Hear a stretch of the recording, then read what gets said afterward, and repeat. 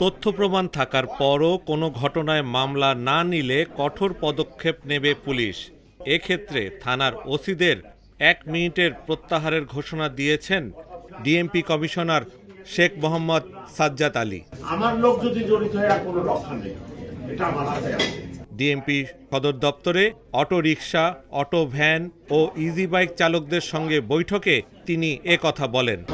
আপনারা যাবেন আর ওসি সাহেব তাল বাহানা করে মামলা নেবে না, এটা আই ডোন্ট অ্যাকসেপ্ট। এই হুকুম দেওয়া আছে, মামলাযোগ্য যদি কোনো ঘটনা হয়ে থাকে আর সেই মামলা যদি ওসি না নেয়, আমার নোটিশে আনেন, ওসিকে সাসপেন্ড করবেন 1 মিনিটে।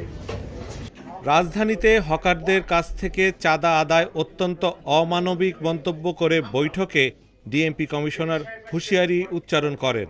তিনি বলেন, ঢাকা শহরে যে কোনো চাঁদাবাজি বা কালেকশন সেটার সাথে অনেকগুলো প্রতিষ্ঠান, অনেকগুলো গ্রুপ অফ পিপুল জড়িত, এক গ্রুপ না।